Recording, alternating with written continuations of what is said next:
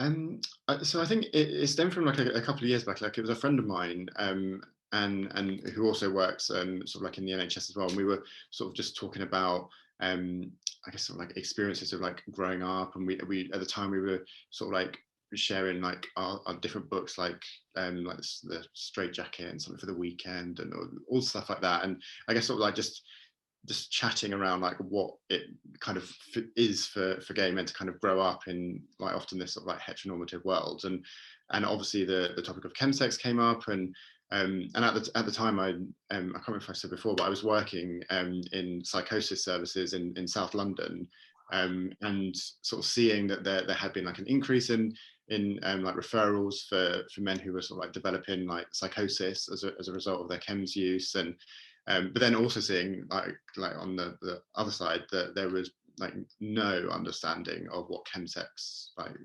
is, and what might be going on for men, and how the services can kind of support them, and often and it would be, we'll go and sort out your substance use first and then come back to the psychosis service and then we can do the mental health stuff, but often kind of what's prescribed as like the mental health like therapy might not necessarily be sort of like particularly, I guess, sort of like tailored towards experiences of gay men, or whether it could even be that they might want to focus on experiences of trauma that might have happened like whilst high, or stuff that had gone on before, and often sort of like seeing that services weren't geared towards that. I mean, I found myself sort of doing a bit of a teaching to some of the psychologists and other staff there on what to kind of expect, and what to kind of like, I guess sort of like how to manage conversations, and really kind of like basic stuff of this is what chemsex is. Like we're working across boroughs that have got some of the highest populations of gay men in the country, but we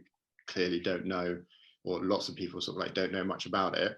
And things like I think one of the biggest reasons why people don't adhere to antipsychotic medication is because of the impact it has on their sex drive and things like that. And the fact that kind of these sort of things felt like they were missing, to me, it was just like I need to know more about it, and then from that, just sort of kept doing some reading, and again talking with like my friend about like what can we do to try and understand this, and what's kind of missing, and what could be helpful for me to learn in my career moving forwards, and the wider community and wider services, and it kind of sort of stemmed from there really. So I think when I started my doctorate, I was like, I know what I want to do already. And yeah, it just sort of stemmed from there, I think. Yeah. I think that when you I think that when the most important work that gay men can have is unpacking the trauma, even if it's just a brief 3-month or 6-month chemsex period, coming of age period, or rite of passage period in their life. So much trauma is packed into those 3 months, from consent issues where they might have even wondered if they were raping someone else because they weren't sure if this person who was so high were fully consenting, and not being able to talk to that to even a rape charity because they're considered the perpetrator, and not even sure if it's something that happened, and knowing that it's happened to them so much, and just the 12-hour psychosis they had, which is an equivalent to going to war and coming back. It's not something you just dismiss, and when that happens every Sunday for a 3-month period, we do need an army of psychologists to help this huge swathe of gay men that have had brief flirtations with chemsex to unpack all that stuff. Yeah, definitely. And just in my experience, it feels like that was definitely something that's sort of like missing. And I also, last year I was working in a substance misuse service as well that was very sort of like anti-drug use and anti I guess sort of like any kind of involvement with any substances, and even the way they're kind of structured feels like it's in a sense kind of like excluding in a way, because it doesn't necessarily to unpack some of those traumas, and some of the things that are going on is incredibly high, but just the lack of like funding and awareness, and it just feels that there's so much more that could sort of be done to develop services. And yeah, and I see it from sort of like the psychologist side, that it's something that I'm also keen to share like among my cohort, and hopefully moving forward it will be something that is sort of like more I guess sort of like more just within sort of people's like narratives and their understanding, but at the moment it feels like it's there's still like a lot of work that needs to be done, information and knowledge to be shared. Yeah, there is, and research is a big part of it. And having loads of psychologists to have access to this is really, really important too. So I'm going to work very hard to make sure that your work gets seen as widely as is allowed according to university or whatever. great. I'm especially glad for this part of the conversation because it shows that you really do care about this and you have worked on that ground at that psychotic end, which is that secret part of chemsex that no one ever talks about. You know, they don't share it with their friends on Wednesday when they're high at the beginning of a bender. They sort of acting like everything's fine, and the people they're partying with think that they're fine. But what you and I see in the emergency rooms and in the therapy rooms and in the clinics afterwards is that terror that was experienced almost every weekend as part of that package of fabulousness and fun. There was also that terror, and people normalize it into their lives and talk about it. And people on the outside of this say, oh, they're just having chemsex, it's just fun. And even the guys who are doing it thinking, I'm handling this fine. And it can sometimes be months afterwards when this trauma comes back. Yeah, definitely. And it's interesting how it feels. It's potentially like, yeah, not spoken about kind of like at the individual level, and then also kind of not necessarily spoken about sort of like at least in the services that I've been in as well, kind of like at that level as well. And then if no one's talking about it, then it feels like what can be done. And then, like you said, like down the line when things do come up or when things might get triggered and things like that then need to be processed, like what are the routes to access support, and are the people that you're then accessing support from, are they completely clued up and knowledgeable and able to offer the appropriate help, as opposed to potentially something that is just sort of, this is what we do because that's what the guidelines say, which can often be quite restrictive, in my experience and my opinion. Yeah, mine too. They do need to broaden up a lot. I do see a lot of change. I mean,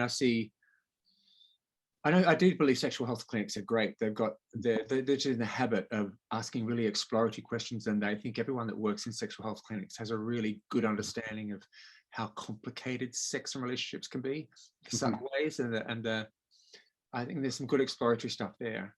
But I do think that the average gay man doesn't know it, and I know that my commitment, not just as a healthcare professional, but as a gay man, I don't want to have too many questions.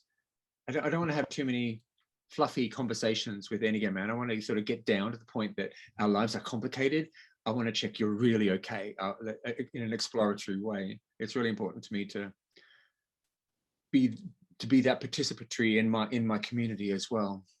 No more fluffy conversations over coffee. You know, our lives are complicated. Let's talk about it. Yeah, exactly. So complicated, and like you said, if you're not that person having that conversation with them, if it's not something that's then going on between friends and partners and things like that, then it's conversations that then aren't being had, and then it's not giving someone the space to then explore or process some of the complexities that might be going on for them individually. And I think it's incredibly important, and I think there needs to be more conversations like that, and it's so important. The complexity bit is what I agree with what you say most, because there's no such thing as a good relationship and a bad relationship. Every relationship is good and bad, and every sexual encounter is good and bad. And we've all got different skills of interpreting that experience and that memory in a certain way, without always having the opportunity to go, I was also a really awful person during that moment too, and I don't know who I can talk to about that, because it's hard to admit that. It's hard living in a judgmental world, and sex is complicated. Consent is complicated within our communities. What signals am I giving off, and where are my boundaries where that feels uncomfortable and I'm allowed to say I don't want that anymore? We're not learning those skills through our conversations with our friends. No, yeah, I completely agree with that. That it feels like they are the conversations that are missing. But I think if someone if they're in that position where they're seeking some kind of support, then they're the conversations that need to often be had. And I think being able to sort of see them across, I think, different settings as well, because I think with the complexities that people are going to be accessing different services, and there is so much overlap, that someone might be accessing something for sexual health or mental health or even sort of like substance use, but kind of getting services all in line and sort of singing from the same hymn sheet, so to speak. Feels like that is getting there, but there's still lots more that could be done about it, I think, and so that those questions are being asked no matter what service you go to, and someone's then got that chance and that experience to kind of really unpack what's going on for them. Yeah, yeah. And I'm glad that today people have had the opportunity to see that you are the right kind of person for people to have these complicated conversations with. Yeah. And so what I've done today, with your permission, is I've recorded like 2 of these conversations. I know we kind of stopped recording earlier, but that was so brilliant and good what you were just talking about. And I didn't know that you'd worked in those emergency services and seen the meth-induced psychosis that have been happening. Okay. Yeah. So I'm really glad that people know you've had that experience. If it's all right with you, if I have your consent, I'll share this conversation we had online for people to get to know you better. Yeah, I'm definitely happy with that. Yeah, I think it's part of the process of seeing like where the research has come from as well, and I guess sort of like seeing that experience of working in those settings and where it kind of stemmed from is really important to sort of like notice that it's not, because I guess sort of like not wanting it to feel like just sort of like parachuting in and trying to be like, oh, this is some research that could be interesting.